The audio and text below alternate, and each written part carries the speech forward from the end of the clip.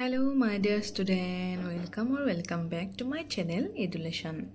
মৰমৰ ছাত্ৰ ছাত্ৰীসকল, আজি মই তোমালোকক পঢ়াবলৈ লৈছো শংকৰদেৱ স্কুলৰ অন্তৰ্গত পাঠ্যক্ৰম ষষ্ঠ শ্ৰেণীৰ অসমীয়াৰ সময় নম্বৰ 5টো। এইটো হৈছে 4 নম্বৰ লেসন। তোমালোকক মই পঢ়ি দিলে গম পাবা পাঠটোত কি কোৱা হৈছে সময়ৰ কথা আৰু পাঠভিত্তিক যিখিনি প্ৰশ্নোত্তৰ আছে সেইখিনিও দি দিম। গতিকে বলাচোন আমি ভিডিঅ'টো আৰম্ভ কৰোঁ। এজন কৃপণ ধনীয়ে মৰাৰ সময়ত পুতেকক এই উপদেশ দি যায় বোলে,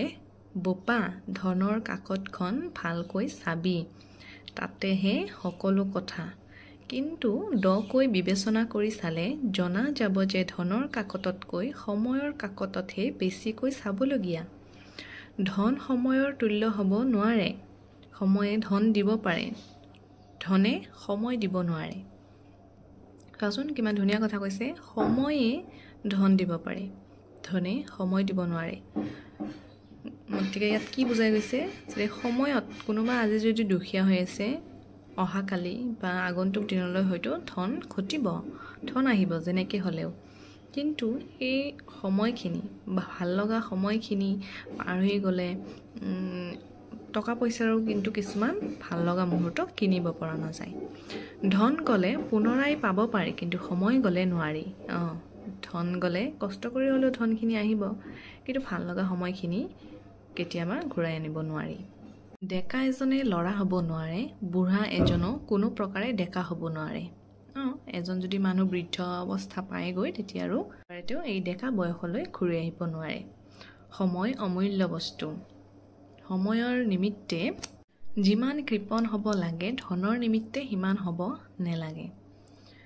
সময়ক আমি বুজিব লাগিব। সময়ৰ কি কৈছে, সময়ৰ নিমিত্তে যিমান কৃপণ হ'ব লাগে, ধনৰ নিমিত্তে সিমান হ'ব নালাগে। ধন ইমান কৃপণ হয়, কি কৈছে সময়বোৰ আমি যাতে ধৰি ৰাখিব পাৰোঁ, মুহূৰ্তবোৰ। কিন্তু ধন কেতিয়াও ধনত কৃপণালি কৰি লাভ নাই। ধন আজি আছে কালি নাই। সময় নদীৰ নিচিনা, নদী সদায় চলিয়ে থাকে, এক মুহূৰ্ত নৰয়। নদীৰ সোঁতবোৰ যেনেকৈ যায়ে থাকে, সময়ো তেনেকৈ কোনো কাৰো বাবে ৰৈ নাথাকে। সময়ো সদায় চলিয়ে থাকে, অলপো নৰয়। নদীয়ে কালৈকো বাট নেচায়, সময়ো কালৈকো বাট নেচায়। নদী এবাৰ গ'লে নুভতে, সময়ো এবাৰ গ'লে নুভতে। যদি এবাৰ সময় গুচি যায় হাতৰ পৰা, ধৰা আজি মেট্ৰিক পৰীক্ষা আহি আছে, মেট্ৰিক পৰীক্ষাৰ কাৰণে তোমালোকে যদি ভালদৰে নপঢ়া, তেনেহ'লে সেই সময়খিনি আৰু ঘূৰি নাহে। এই পঢ়া সময়খিনি আৰু ঘূৰি নাহে। তোমালোকে যদি এবাৰ মেট্ৰিকত বেয়া কৰি পেলোৱা পৰীক্ষা,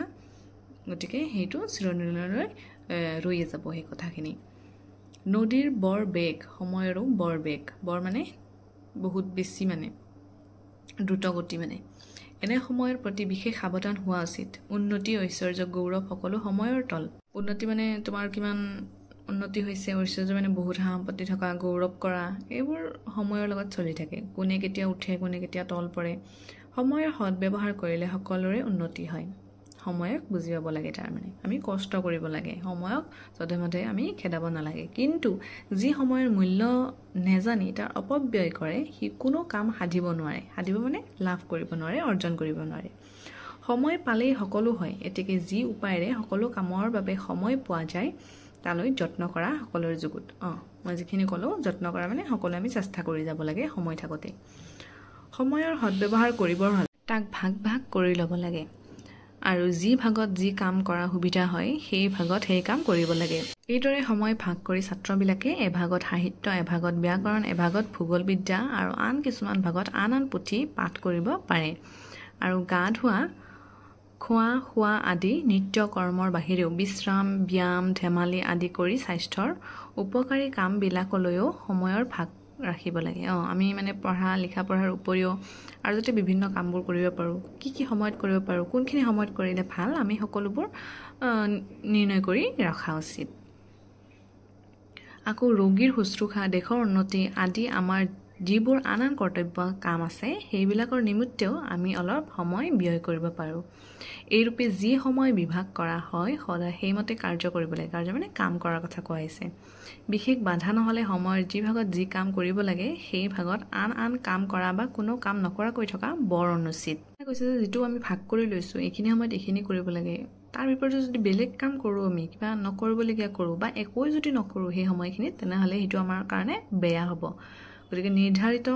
মানে যেনেকুৱা ধৰা আমাৰ গা ধোৱা সদায় গা ধোৱা এটা সময় থাকে ৰাতি ভাত খোৱাৰ এটা সময় থাকে গতিকে সেই সময়ত সেইখিনি কামেই কৰা উচিত যি কামত যিমান সময়ৰ প্ৰয়োজন সেই কামত সিমান সময় দিব লাগে যেনে খোৱাৰ সময়ৰ ভাগ দিনে 7-8 ঘণ্টা হ'ব লাগে আৰু ব্যায়াম বা ধেমালিৰ বাবে 2-3 ঘণ্টা ৰখা উচিত এই ৰূপে কাম কৰিলে অলপ সময়তে বহুত কাম কৰিব পৰা যায় আৰু সময়ৰ অপব্যয় নহয় অপব্যয় মানে অযথা খৰচ নহয় আমাৰ সময়খিনি অনেকবাৰ একেটা কামকে বা একে ৰকম কামকে কৰি থাকিলে মনত বৰ বিৰক্তি লাগে বিৰক্তি মানে বৰ ফিল হয় আমাৰ আৰু মন শৰীৰ দুয়োৰে বল কমে কিন্তু ওপৰত কোৱা মতে উত্তম ৰূপে সময় বিভাগ কৰি ল'লে কোনো বিৰক্তি নালাগে আৰু মনে শৰীৰেও কোনো দুখ নাপায় মানে ওপৰত মানে যিখিনি কৈছে সময় ভাগ বিতৰণ কৰি ল'ব লাগে এইখিনি সময়ত এইখিনি কৰা উচিত তেনেকুৱা কৰিলে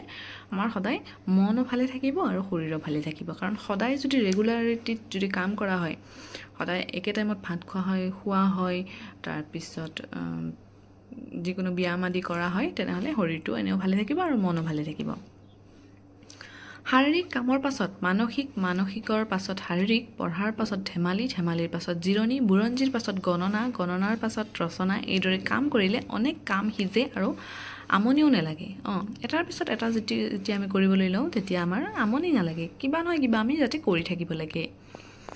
আমাৰ জীৱনৰ স্বভাৱতে কিছুমান ভাগ আছে যেনে ল'ৰা কাল ডেকা কাল বুঢ়া কাল ইহঁতৰ এক ভাগত কোনো কাম ভালকৈ কৰিব পৰা যায় ডেকা কালত বল বুদ্ধি বেছি হোৱাত বেছিকৈ ধন উপাৰ্জন কৰিব পাৰি আমি ডেকা অৱস্থাত বেছি কষ্ট কৰিব পাৰোঁ বুদ্ধি বেছিকৈ আহে গতিকে আমি সেইখিনি সময়তে ধন উপাৰ্জন কৰি ল'ব লাগে ল'ৰা কাল আৰু বুঢ়া কালত সিমান নোৱাৰি ডেকা কালত যি ধন উপাৰ্জন নকৰে নাইবা কৰিলেও অপব্যয় কৰি ভৱিষ্যতলৈ অলপ সাঁচি নথয় সি বুঢ়া কালত বৰ দুখ পায় সেইদৰে ল'ৰা কাল বিদ্যা শিক্ষাৰ উপযুক্ত সময় সেই কালত সাংসাৰিক কামত লিপ্ত হ'ব নালাগে এই নিমিত্তে বিদ্যা শিকিবলৈ অনেক সময় পোৱা যায় ল'ৰা মানুহৰ বুদ্ধিও চোকা আৰু যেনি চলোৱা তেনি যাব পাৰে ল'ৰা কালৰে পৰা নঘহিলে বুদ্ধি বেছি ভোটা হয় পাছত বৰ সহজ বিষয়ত লগালেও সি তাত সোমাব নোৱাৰি উভতি আহে ডেকা কালত কাম ক্ৰোধ লোভ অহংকাৰ আদি ৰিপুবিলাক বৰ দুৰ্দান্ত হোৱাত শিক্ষাত বৰ বাধা হয় তেতিয়া আমাৰ মন বিদ্যাতকৈ সুসম্ভোগ আৰু ধন ঐশ্বৰ্যলৈহে বেছি ব্যগ্ৰ হয় মানে ল'ৰালি কালটো আমাৰ যেতিয়া গুচি যায় ডেকা কালত পঢ়োঁ তেতিয়া আমাৰ আৰু কি পঢ়িব মন নাযায় তেতিয়া কেৱল ধন ঐশ্বৰ্য লাগে আমাক আৰাম লাগে সেইটোৰ প্ৰতি আমাৰ বেছি আসক্ত হয় এইবিলাক কাৰণত ল'ৰা কালেইহে বিদ্যা শিক্ষাৰ যোগ্য হয় ল'ৰালি কালতে আমি সকলোৱে বিদ্যা অৰ্জন কৰিব লাগে অন্য সময়ত বিদ্যা হোৱা বৰ দুৰ্ঘট যি ল'ৰাই যত্নেৰে সহিতে সৰু কালত বিদ্যা নিশিকি পাছে শিকিবলৈ আশা কৰে সি তাৰ পৰা সমূলি বঞ্চিত হয় সি বিদ্যা মন্দিৰত প্ৰৱেশ নকৰোঁতেই সংসাৰ ক্ষেত্ৰত প্ৰৱেশ কৰিব লগাত পৰে মানে সেইখিনি সময় মানে উকলি যায় ইতিমধ্যে সংসাৰ জীৱন আৰম্ভ হৈ যায় যি ল'ৰা কালত বিদ্যালয় অৱহেলা কৰে সি পাছত জীৱিকাৰ পথ উলিয়াবৰ একো উপায় নাপায় জীৱিকা মানে আমি ধন উপাৰ্জন কৰা পথটোৰ কথা কোৱা হৈছে যদি ল'ৰা অৱস্থাতে ভালকৈ নপঢ়ি অৱহেলা কৰোঁ আমি এলাহ ভাৱ কৰোঁ তেতিয়া পিছলৈ কিন্তু আমাৰ উপাৰ্জনৰ পথ নাহিব নপঢ়িলেনো ক'ৰ পৰা উপাৰ্জন আহিব সংসাৰত কোনো উন্নতি কৰিব নোৱাৰে আৰু যাৱজ্জীৱন দুখ ভোগ কৰে ল'ৰা কাল এবাৰ গ'লে উভতি নাহে এতেকে সি নযাওঁতেই তাৰ সৎব্যৱহাৰ কৰা সকলো ল'ৰাৰে উচিত যি ল'ৰা কালৰ সৎব্যৱহাৰ নকৰে সি পাছত বৰ অনুতাপ কৰিব লাগে অনুতাপ মানে কয় নহয় পুৰা ভাষাত ক'বলৈ গ'লে আফচোচ কৰা বুলি কয় যে এইখিনি সময়ত মই কিয় নপঢ়িলোঁ পঢ়িলে ভাল হ'লে আজি এটা ভাল জব কৰিব পাৰিলোঁ হয় এইটো কথা কোৱা হৈছে তাৰপিছত চাবা সকলো কাম উচিত সময়তে কৰিব লাগে কোনো উপস্থিত কাৰ্য কৰিবলৈ বিলম্ব কৰা অনুচিত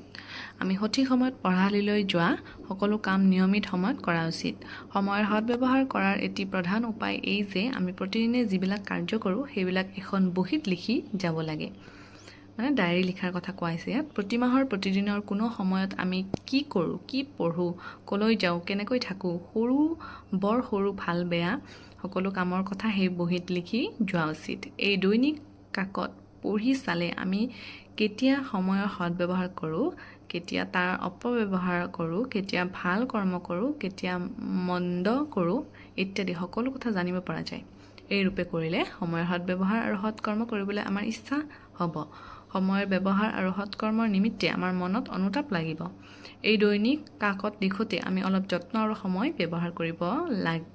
লাগে হয় কিন্তু তাৰ দ্বাৰা সময়ৰ সৎব্যৱহাৰ চৰিত্ৰৰ সংগঠন জীৱনৰ উন্নতি আদি কৰি বহুত উপকাৰ পোৱা যায় আৰু ভৱিষ্যতে সেই আত্মজীৱন চৰিত্ৰ পাঠ কৰি বৰ আনন্দ লাভ কৰিব পাৰি মানে আমি ইমানখিনি যদি কষ্ট কৰোঁ পিছত যেতিয়া আমি যেতিয়া ছাকচেছ হ'ম সেইখিনি পঢ়ি কিন্তু আমাৰ দিন ভাল লাগিব যে আমি এইবিলাক কাম কৰি আহিছিলোঁ এইখিনি কোৱা হৈছে গতিকে পাঠটো সময়ৰ কথাই কোৱা হৈছে সময়ৰ যে সৎব্যৱহাৰ আমি কৰিব লাগে সময় থাকোঁতে পিছলৈ এলাহ কৰিব নালাগে যে আমি পিছত কৰিম এনেকুৱা নহয় এটা বাক্যত কোৱাই আছে নহয় এলেহুৱাৰ দিন নাযায় নোপোৱাই গতিকে এলেহুৱা হ'লে নহ'ব যিখিনি সময় তোমাৰ এতিয়া সেইখিনি তুমি কাম কৰিব লাগিব সৎব্যৱহাৰ কৰিব লাগিব কেইটামান শব্দৰ থৌ দিয়া আছে তোমালোকে পঢ়ি ল'বা ধনৰ কাকত ধন সম্পত্তিৰ হিচাপ লিখি থোৱা কাগজ দৈনিক কাকত দিনটোত কৰা কামবোৰ লিখি ৰখা কাগজ বা দিনলিপি সময়ৰ কাকত সময়ৰ হিচাপ লিখি থোৱা কাগজ যাৱজ্জীৱন গোটেই জীৱন জুৰি আত্মজীৱন চৰিত্ৰ নিজৰ জীৱন কালৰ কথা দুৰ্ঘট মানে অসাধ্য বুদ্ধি বেজীৰ দৰে চোকা বুদ্ধি সংশোধন বেয়া গুণ আঁতৰাই ভাল কৰা ল'ৰাকাল বাল্যকাল মন্দ মানে বেয়া যুগত মানে উচিত নিমিত্তে মানে বাবে বা কাৰণে ক্ৰোধ মানে খং বা ৰাগ ৰিপু মানে শত্ৰু দুৰ্দান্ত মানে শান্ত কৰি ৰাখিব নোৱাৰা তাৰপিছত চাবা ইয়াত কেইটামান প্ৰশ্ন উত্তৰ দিয়া আছে মই দি দিছোঁ চাবা প্ৰথম ক নম্বৰ প্ৰশ্ন যি ল'ৰাকালৰ সৎব্যৱহাৰ নকৰে সি পাছত কিয় অনুতাপ কৰিবলগীয়া হয় উত্তৰ হ'ব যি ল'ৰাকালৰ সৎব্যৱহাৰ নকৰে সি পাছত অনুতাপ কৰিবলগীয়া হয় কাৰণ পাৰ হৈ যোৱা সময় আৰু পুনৰাই ঘূৰি নাহে খ নম্বৰ কৃপণ ধনীয়ে মৰাৰ সময়ত সন্তানক কি উপদেশ দিয়ে সেই উপদেশ কামত আহেনে উত্তৰ হ'ব কৃপণ ধনীয়ে মৰাৰ সময়ত সন্তানক উপদেশ দি যায় ধনৰ কাকতখন ভালকৈ চাবি তাতেহে সকলো কথা গ নম্বৰ প্ৰশ্ন সময় আৰু নদীৰ মাজত থকা তিনিটা সাদৃশ্য লিখা সময় আৰু নদীৰ মাজত থকা সাদৃশ্য হ'ল 1 নম্বৰ নদী সদায় চলিয়ে থাকে এক মুহূৰ্তও নৰয় সময়ও সদায় চলিয়ে থাকে অলপো নৰয় 2 নম্বৰ নদীয়ে কালৈকো বাট নেচায় সময়ও কালৈকো বাট নেচায় 3 নম্বৰ নদী এবাৰ গ'লে নভতে সময়ও এবাৰ গ'লে নভতে ঘ নম্বৰ প্ৰশ্ন সময়ৰ সৎব্যৱহাৰ কৰিবলৈ হ'লে কি কৰিব লাগে উত্তৰ হ'ব সময়ৰ সৎব্যৱহাৰ কৰিবলৈ হ'লে তাক ভাগ কৰি ল'ব লাগে আৰু যি ভাগত যি কাম কৰা সুবিধা হয় সেই ভাগত সেই কাম কৰিব লাগে 9 নম্বৰ প্ৰশ্ন একেটা কামকে কৰি থাকিলে মনত বিৰক্তি লাগে বিৰক্তি নালাগিবলৈ কি কৰা উচিত উত্তৰ হ'ব একেটা কামকে কৰি থাকিলে মনত বিৰক্তি লাগে বিৰক্তি নালাগিবলৈ উত্তম ৰূপে সময় বিভাগ কৰি ল'ব লাগে প্ৰথম দৈনিক কাকতত কি লিখিব লাগে উত্তৰ হ'ব দৈনিক কাকতত আমি প্ৰতি মাহৰ প্ৰতিদিনে কোন সময়ত আমি কি কৰোঁ কি পঢ়োঁ কলৈ যাওঁ কেনেকৈ থাকোঁ সৰু ভাল বেয়া সকলো কামৰ কথা লিখিব লাগে দ্বিতীয় নম্বৰ মানুহৰ স্বভাৱতে কেইটা কাল আছে কোনটো কালত কোনবোৰ কাম কৰা সহজ হয় উত্তৰ হ'ব মানুহৰ স্বভাৱতে 3টা কাল আছে ল'ৰাকাল বিদ্যা শিক্ষাৰ উপযুক্ত সময় গতিকে এই সময়ত সাংসাৰিক কামত লিপ্ত নহয় পঢ়া শুনা কৰিব লাগে ডেকা কালত বল বুদ্ধি বেছি হয় গতিকে ডেকা কালত ধন উপাৰ্জন কৰিব লাগে তাৰপিছত 3 নম্বৰটো কেইটামান প্ৰশ্ন উত্তৰ দিয়া আছে চাবা আমি শুবৰ বাবে কিমান সময় খৰচ কৰা উচিত উত্তৰ হ'ব আমি শুবৰ বাবে দিনে 7-8 ঘণ্টা সময় খৰচ কৰা উচিত খ নম্বৰ আমি ব্যায়াম বা ধেমালি কৰি কিমান সময় কটোৱা উচিত আমি ব্যায়াম বা ধেমালি কৰি 2-3 ঘণ্টা কটোৱা উচিত খ নম্বৰ প্ৰশ্ন শাৰীৰিক কামৰ পাছত কি কাম কৰিব লাগে উত্তৰ হ'ব শাৰীৰিক কামৰ পাছত মানসিক কাম কৰিব লাগে 9 নম্বৰ পঢ়া শুনাৰ পাছত কি কাম কৰিব লাগে পঢ়া শুনাৰ পাছত ধন উপাৰ্জন কৰিব লাগে 6 নম্বৰ গণনা দ্বিতীয় 6 নম্বৰ কোন কালত ধন উপাৰ্জন কৰা সহজ হয় ডেকা কালত ধন উপাৰ্জন কৰা সহজ হয় 2 নম্বৰ প্ৰশ্ন ল'ৰা কালত কি কাম কৰা উচিত ল'ৰা কালত পঢ়া শুনা কৰা উচিত 12 নম্বৰ নিত্য কৰ্ম কি দৈনিক কৰা কাম